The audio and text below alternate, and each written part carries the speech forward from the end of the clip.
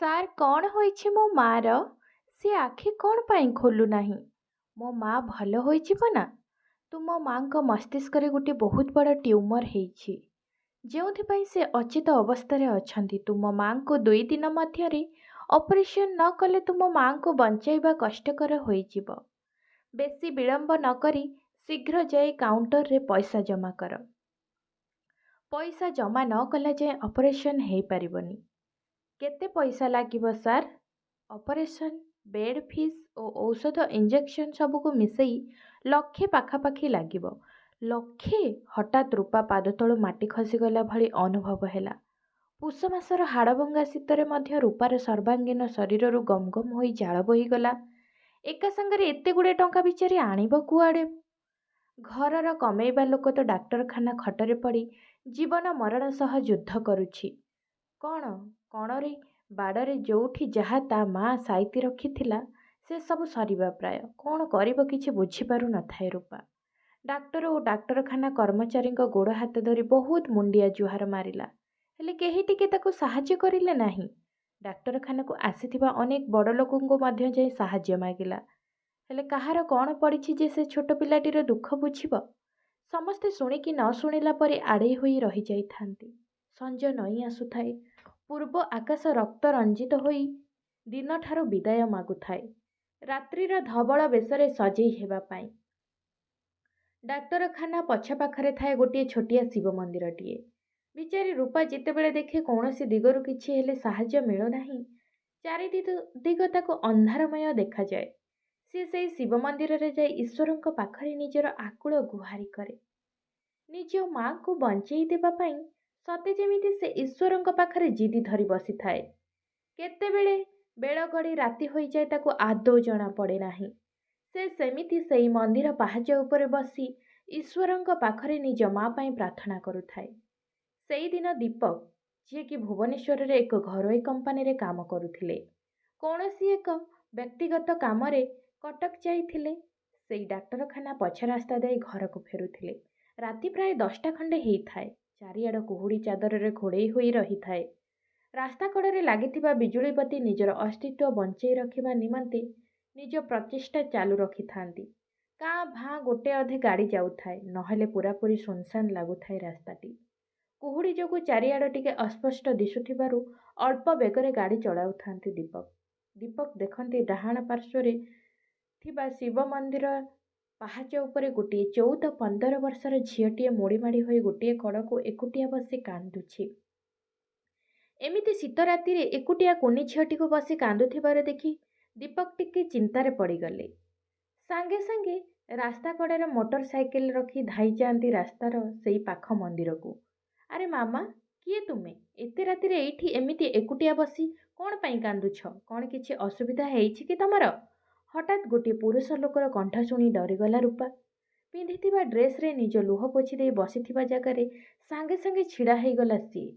ଆଉ ତଳକୁ ମୁହଁ ପୋତି ପିନ୍ଧିଥିବା ଡ୍ରେସ୍ଟିକୁ ହାତରେ ମୁଠେଇ ଧରି ଚୁପଚାପ ହୋଇ ଛିଡ଼ା ହୋଇ ରହିଲା। କିଛି ନ କହିଲେ ମଧ୍ୟ ରୂପାର ଭୟ ସ୍ପଷ୍ଟ ବାରିପାରୁଥିଲେ ଦୀପକ। ମୋତେ ଡର ନାହିଁ ମାମା, ମୁଁ ତୁମକୁ କୌଣସି ପ୍ରକାର କ୍ଷତି ପହଞ୍ଚେଇବି ନାହିଁ। ମୁଁ ତୁମର ବଡ଼ ଭାଇ ଭଳି। କ'ଣ ହେଇଛି ତମର? ଏତେ ରାତିରେ ଏକୁଟିଆ ଏଇ ମନ୍ଦିର ପାହାଚରେ ବସି କ'ଣ ପାଇଁ କାନ୍ଦୁଛ? ଭାଇ, ମୋ ମା ଡାକ୍ତରଖାନାରେ ପଡ଼ିଛି। ଡାକ୍ତର କହୁଛନ୍ତି ମା ମୁଣ୍ଡରେ ଗୋଟିଏ ଟ୍ୟୁମର ହେଇଛି। 2 ଦିନ ମଧ୍ୟରେ ଅପରେସନ୍ ନ କଲେ ମୋ ମା ମରିଯିବ। ଆଉ ଡାକ୍ତର କହିଛନ୍ତି ଅପରେସନ୍ ପାଇଁ ପାଖାପାଖି ଲକ୍ଷେ ଟଙ୍କା ଦରକାର ହେବ। ମୁଁ ଏତେ ଟଙ୍କା କୁଆଡ଼ୁ ଆଣିବି? କାନ୍ଦି କାନ୍ଦି ଉତ୍ତର ଦିଏ ରୂପା। ତୁମ ବାପା କୁଆଡ଼େ ଗଲେ? ଭାଇ, ଜନ୍ମ ହେଲା ଦିନୁ ମୁଁ ମୋ ବାପାଙ୍କୁ ଦେଖି ନାହିଁ। ମା କୁହେ ମୋ ପେଟରେ ଥିଲାବେଳେ ବାପା ଗୋଟେ ଦିନ ଦନ୍ତାଘାତରେ ଆରପାରିକୁ ଚାଲିଗଲେ। ଆଉ ମୁଁ ଝିଅଟିଏ ହୋଇ ଜନ୍ମ ହେବାରୁ ଘର ଲୋକ ମୋ ମା'କୁ ଘରୁ ବାହାର କରିଦେଲେ।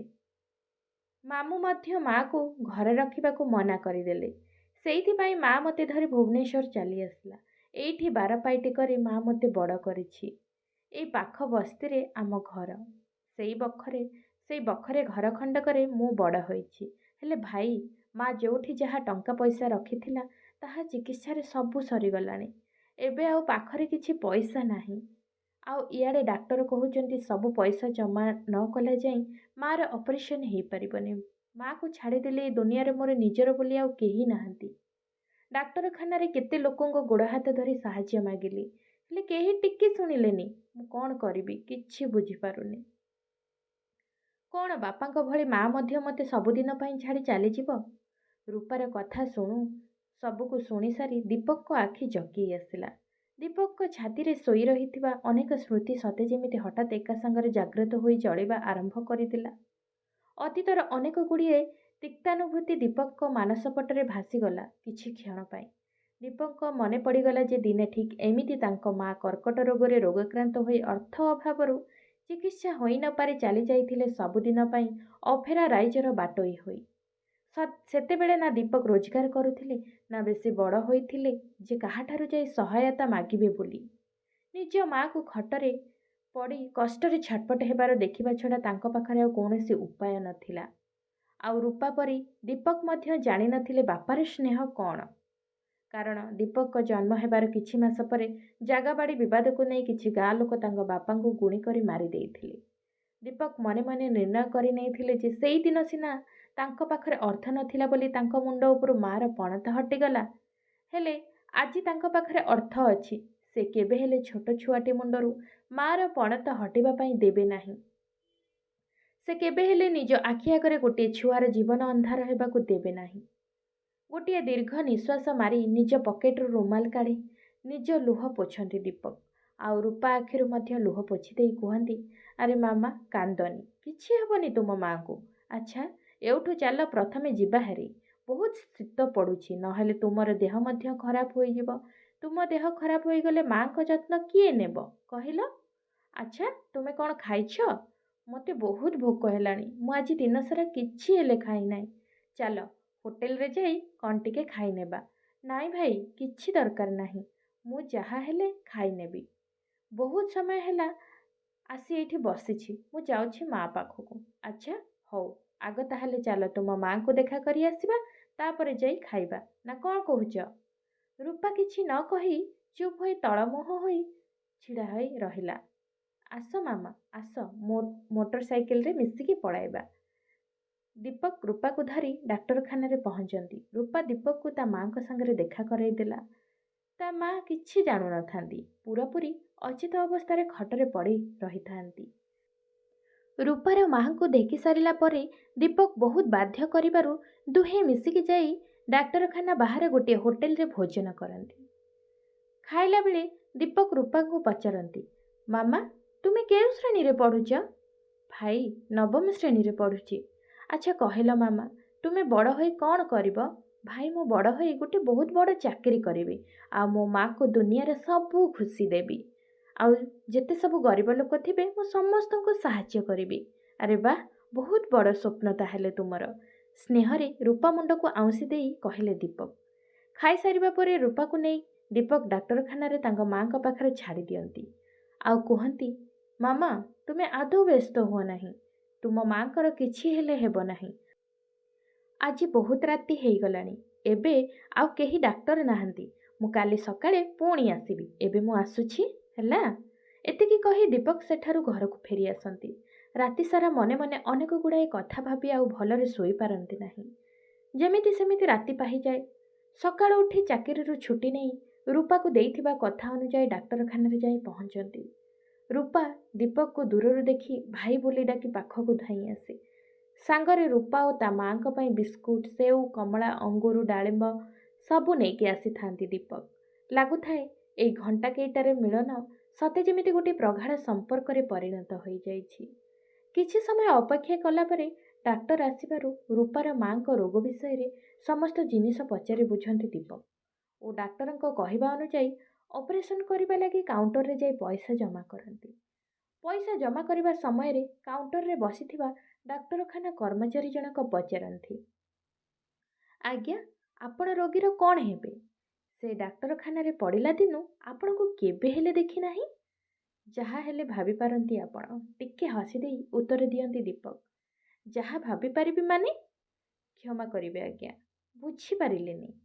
କାଲି ରାତିରେ ଘରକୁ ଫେରିଲା ବେଳେ ଦେଖିଲି ଏଇ ଡାକ୍ତରଖାନା ପଛପଟେ ଥିବା ଶିବ ମନ୍ଦିର ପାହାଚ ଉପରେ ପ୍ରଚଣ୍ଡ ଶୀତରେ ଏକୁଟିଆ କୁନି ଝିଅଟି ବସି କାନ୍ଦୁଥିଲା।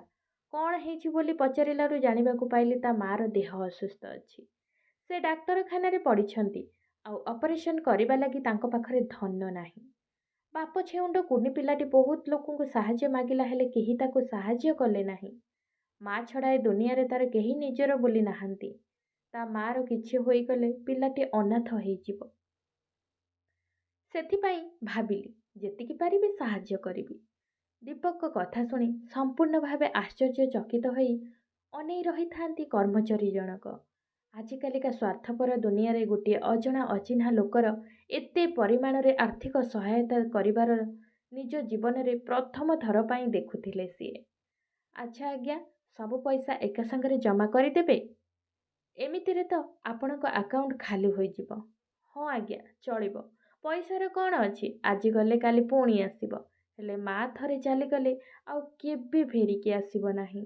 ଜୀବନରେ ଅନେକ ଲୋକ ଆସିବେ, ଅନେକ ଲୋକ ଯିବେ, ହେଲେ ମାର ସ୍ଥାନ କେହି ଗ୍ରହଣ କରିପାରିବେ ନାହିଁ। ମାର ସ୍ନେହ, ମମତା ଓ ଭଲ ପାଇବା ସ୍ୱତନ୍ତ୍ର ଓ ମା ଆଉ ସନ୍ତାନର ସମ୍ପର୍କ ଦୁନିଆରେ ପ୍ରତିଟି ସମ୍ପର୍କ ଠାରୁ ଶ୍ରେଷ୍ଠ। କର୍ମଚାରୀ ଜଣକ ଆଖିରେ ଲୁହ ଭରିଗଲା। ଆଜ୍ଞା, ଗୋଟେ ମିନିଟ୍ରେ ଆସୁଛି କହି ନିଜ ଜାଗା ଛାଡ଼ି କର୍ମଚାରୀ ଜଣକ ସେଠାରୁ ଗୋଟେ କଣକୁ ଚାଲି ଆସିଲେ ନିଜ ଲୁହକୁ ଲୁଚାଇବା ପାଇଁ। କିଛି ମୁହୂର୍ତ୍ତ ପରେ ପୁଣି ନିଜ ଜାଗାକୁ ଫେରି ଆସି ଦୀପକକୁ ଛିଡ଼ା କରେଇଥିବାରୁ କ୍ଷମା ମାଗନ୍ତି ଓ ବିଲ୍ କରି ଦୀପକକୁ ଧରେଇ ଦିଅନ୍ତି। ଦୀପକ ବିଲ୍ ଧରି ରୂପା ପାଖକୁ ଆସିଲା ବେଳକୁ ଦେଖନ୍ତି ରୂପା ତା ମାଆର ଗୋଡ଼ ପାଖକୁ ବସି କାନ୍ଦୁଛି। ଆରେ ମାମା, ପୁଣି କ'ଣ ପାଇଁ କାନ୍ଦୁଛ? କହିଲି ପରା ତୁମ ମାଆଙ୍କର କିଛି ହେବନି। ଏଇ ଦେଖ, ମୁଁ ସବୁ ପଇସା ଜମା କରିଦେଇଛି। ଏବେ ତୁମ ମାଆଙ୍କ ଅପରେସନ୍ ହେଇପାରିବ ଆଉ ତୁମ ମା ଆଗ ଭଳି ପୁଣି ସୁସ୍ଥ ହୋଇଯିବେ। କାନ୍ଦନି, ମୋ ମାମାଟା ପରା। ରୂପା ଆଖିରେ ଲୁହ ପୋଛି ଦେଇ କହିଲେ ଦୀପକ। ଭାଇ, ଛୋଟବେଳୁ ବୋଉ ମୋତେ ତା ମୁଣ୍ଡ ଛୁଆଇଁ କହିଛି, କେବେ ହେଲେ କୌଣସି ଲୋକଠାରୁ ଆଦୌ କିଛି ନେବୁ ନାହିଁ। ନିଜର ଯେତିକି ଅଛି ସେତିକିରେ ଚଳିବୁ। ଦରକାର ପଡ଼ିଲେ ଦିନେ ଉପାସରେ ଶୋଇପଡ଼ିବୁ ପଛେ, କିନ୍ତୁ କେବେ କାହା ଆଗରେ ହାତ ପତେଇବୁ ନାହିଁ। ମା ଭଲ ହେଲା ପରେ ଯେତେବେଳେ ଜାଣିବ ଆପଣ ଏତେ ପଇସା ଦେଇଛନ୍ତି, ସେ ବହୁତ ରାଗିବ। ଆରେ ମାମା, କାହିଁ ଏତେ ଭାବୁଛ? ମୋଟେ ହେଲେ ବ୍ୟସ୍ତ ହୁଅନି। ତମେ କାଲି ରାତିରେ ମୋତେ କହିଥିଲ ବା ତମେ ବଡ଼ ହୋଇକି ଗୋଟିଏ ବହୁତ ବଡ଼ ଚାକିରି କରିବ। ତମେ ବଡ଼ ହୋଇ ଚାକିରି କଲା ପରେ ମୋତେ ସବୁ ପଇସା ଫେରେଇ ଦେବ, ହେଲା? ଏବେ କାନ୍ଦ ବନ୍ଦ କର। 5 ଘଣ୍ଟାର ସଫଳ ଅସ୍ତ୍ରୋପଚାର ପରେ ଚାନ୍ଦିନୀର ମା ଫେରି ପାଇଥିଲେ ଆଉ ଗୋଟିଏ ନୂତନ ଜୀବନ। ସପ୍ତାହ ଯାଏ ଦୀପକ ଚାକିରିରୁ ଛୁଟି ନେଇ ପଡ଼ି ରହିଥାନ୍ତି ଡାକ୍ତରଖାନାରେ, ସେଇ ଜନ୍ମ ନ ଦେଇଥିବା ମା ପାଖରେ। ବାସ୍, ରାତି ଘଣ୍ଟାକ ଯାହା ନିଜ ଘରକୁ ଯାଆନ୍ତି, ଆଉ ସକାଳ ପାହିଲେ ପୁଣି ଧାଇଁ ଆସନ୍ତି। ରୂପାର ମାଙ୍କର ଯେତେବେଳେ ଚେତା ଫେରେ, ରୂପା ତାଙ୍କୁ ସବୁ କଥା ଗୋଟି ଗୋଟି କରି କୁହେ।